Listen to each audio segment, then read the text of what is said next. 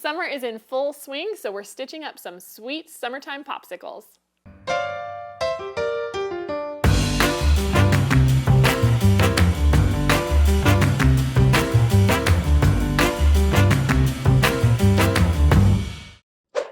I have been wanting to design a popsicle project for a long time, and as you can see from this little runner behind me, it came out so cute. I'm super excited about it, and I can't wait to make a full-size quilt using these blocks. They're really easy, so let me show you how we're going to make it. I used the Tula Pink Designer Solids Charm Pack. It has these beautiful bright summer colors that just work great for this. And then you're also going to need some background fabric and an accent fabric, really just 1 2-inch strip to make your popsicle sticks.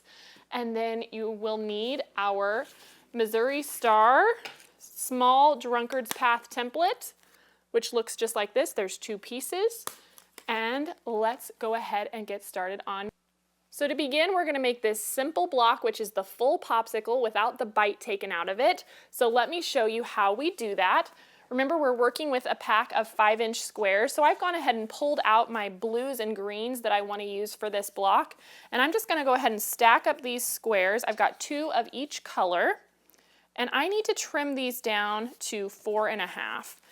And the reason that we're doing that is when we use the Drunkard's Path, those blocks will only finish 4.5, and I wanted everything to be the same. If you decide that you just want to make these popsicle blocks, the full ones without the bite, then you could leave them 5 inches and just use those.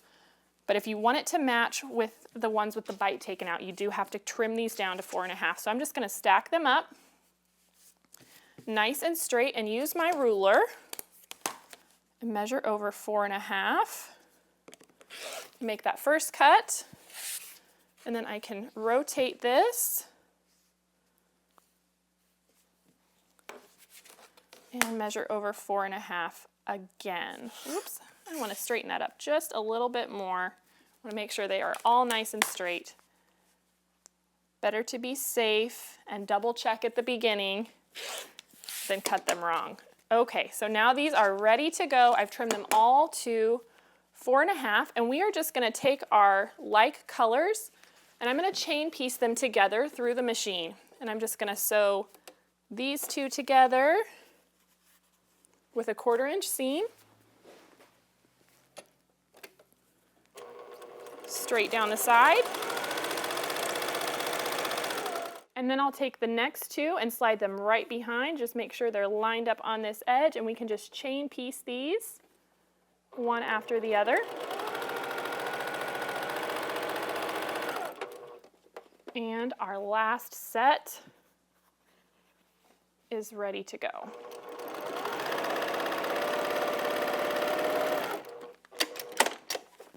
Okay, so now that those are all stitched together, we can open these up, and you can go ahead and press these if you'd like, but I like to just lay them over, and we are going to sew each of these sets together into one long popsicle. So I'm just going to take a few stitches here to get started, and then I'm going to come back and make sure that my middles are nesting together nicely. So that means that each seam is going the opposite direction, and they're just going to lock together.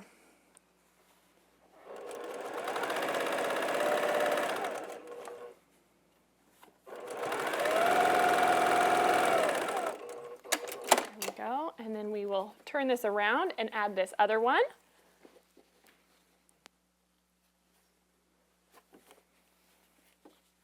Making sure we're nice and straight when we get started.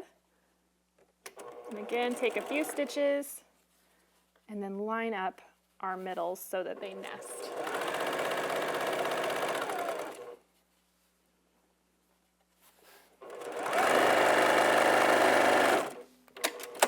Now that I have these all sewn together, I can go ahead and press these flat.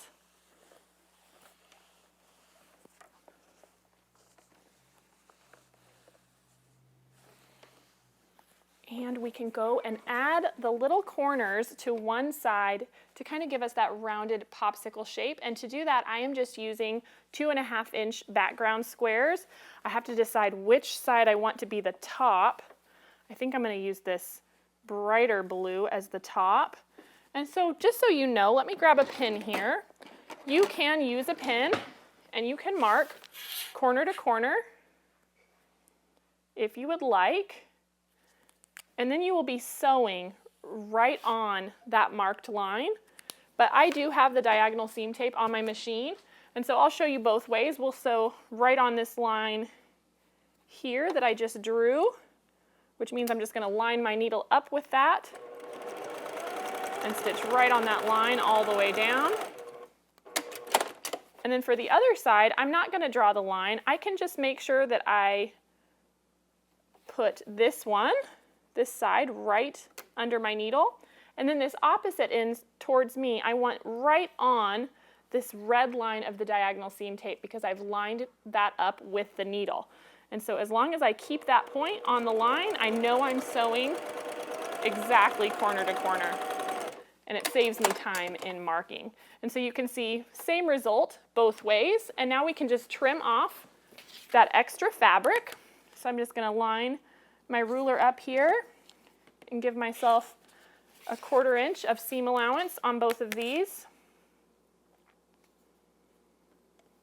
There we go.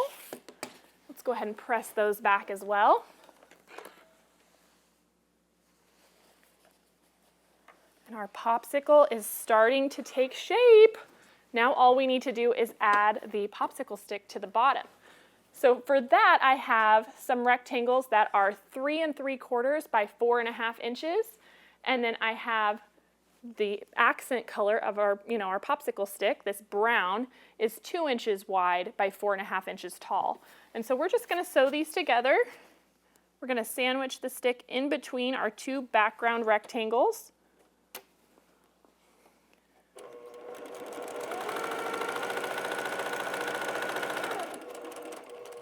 There's one. Can open that up and just give it a finger press for now and add our other side for our background.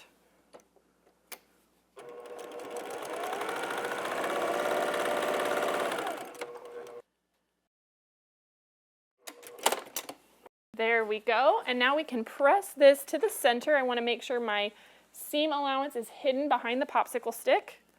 So I'm going to roll both sides to the middle. And you can see that part is done.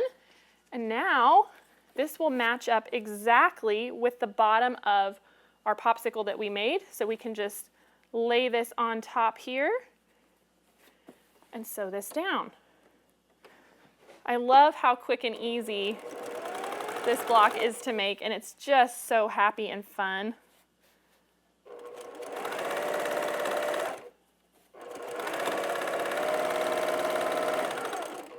Perfect for summertime. It'd be great to make into a bigger picnic quilt. I just think it's so fun. So then we'll press that back. And our first popsicle is complete. So quick and easy. So the only difference on our other popsicle here is you can see we've used the Drunkard's Path template to create this bite that's been taken out. So let me show you how we do that. I am going to take a 5-inch square of both my background and from my charm pack, I've got this pink here, and we are going to stack those up together. And I always like to start with the curved template. And so I'm going to line this up in this bottom corner, and I'm going to cut out the curve.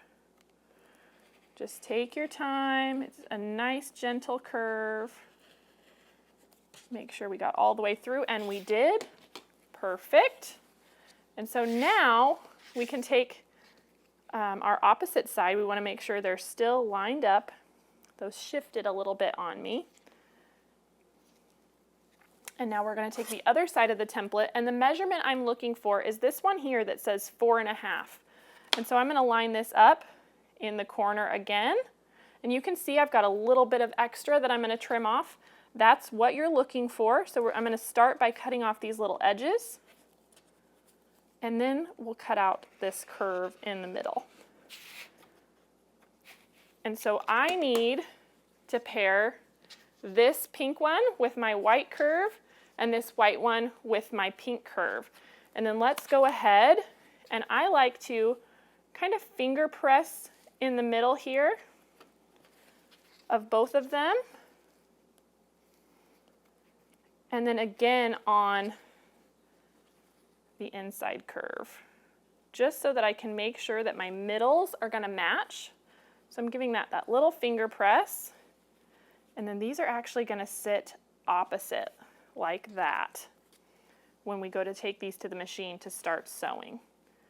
And now if you haven't worked with curves before, you're going to want to kind of play with it, do some tests, and figure out what way is easiest for you. I like to put one pin right there in that middle place. A lot of people, when they do curves, they will pin and pin and pin and pin, and it works for them. For me, I find the pins just get in my way and I end up having a harder time. And so I just like to put this one pin right there in the middle. Let me find another one here. There we go. And I'll do the same on this one. So I've got that little finger press. I'm lining it up right on the edge, and I'm pinning that middle together. So I have both of those ready. And so then, now that I have that done, I like to start with my big piece down, and I pull this side around to meet it. And you can see they're both square in that corner. So we're just lining that up like so. And I'm going to place this right under my machine to hold those together. Take a few stitches. And then you just really, it just kind of naturally eases in there, especially when you have that middle pinned. And I'm just letting it curve gently. And as I get close to that pin that I've placed, I'm going to go ahead and slide that out now, because we never want to stitch over a pin. And then now that I've got to that halfway mark, I can start pulling this around the other way. And my goal then, again, is to have these two ends meet up just like they did at the beginning. And so I like to take a minute and line those up and then start easing them together again. And you just have to take your time.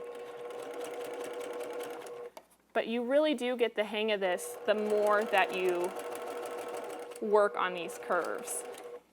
This last little bit, if you have a stiletto or even just the end of a pin, to just make sure that the fabric doesn't want to shift on you, because it is a small section you're working with. So I'm just going to hold that there off to this side of my presser foot, and now it stayed as I took a few more stitches, and that ended up great. And so you can see how this looks. It looks really wonky.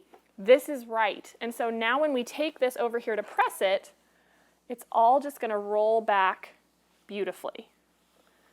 Want to make sure it lays nice and flat and you don't press any tucks into it. But look how great that looks. We've done a curve. So the first one is done. Let's go ahead and do it again, just so you guys get a better idea. Again, we're going to line up that first side together.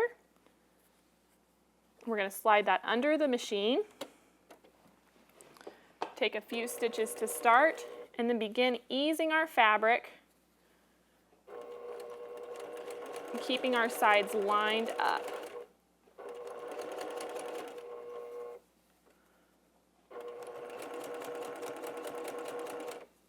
Removing the pin as you get close, stopping at that middle section and pulling the other end around to match. And I find taking the time to do this really helps make sure that I don't end up with a bunch of extra at one side, because if you pull too hard, there is some bias there with that curve and you can get a little bit of extra on one side or the other. So now we're just going to continue. Let that lay down. It's wanting to flip up under there.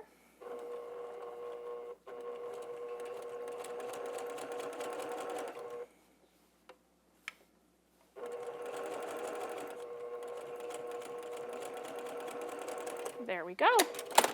Ta-da! And again, just give it a press.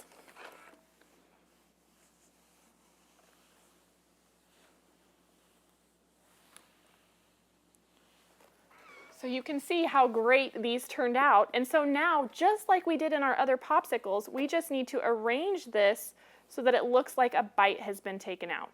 So you can see if this was a full curve or a rounded top of a popsicle, you could totally do that and put two of the colors together.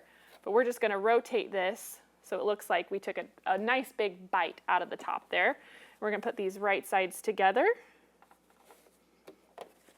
Make sure that's all lined up, and sew this with a 1/4 inch seam. There we go.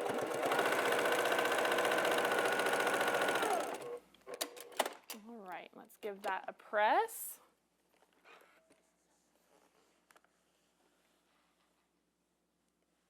Okay. So now remember, because we used the drunkard's path, these blocks ended up 4.5 inches. So just like I did on our first popsicle, any of the squares you're going to use for this block also need to be 4.5 inches. So I've gone ahead and trimmed those down.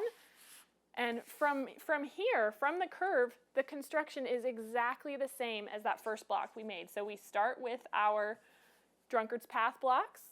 And then we have another set of 4.5 inch squares. And we drop another one in below.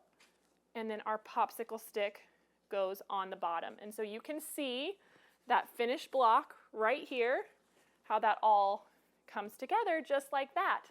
And so for this finished runner, I used 3 of the bite blocks and 2 of the whole blocks. And you'll notice in the middle, I just changed the side that the bite was taken out of. Does that make sense? So you've got 2 blocks made this way, and on the one in the middle, you don't change how you construct them at all. It's just the placement of your drunkard's path blocks. And so 5 blocks together, and then I just sashed them in the middle with a 1.5 inch background strip, and I put a 2.5 inch outer border. It's a great little summertime project, and I hope you enjoyed this tutorial. I will see you next time. Hey everyone, it's Misty. Thanks for watching at home. If you aren't already a part of our Missouri Star family, be sure to subscribe and hit the bell if you want a notification every time we release a new video. I'll see you next Monday on the newest episode of At Home.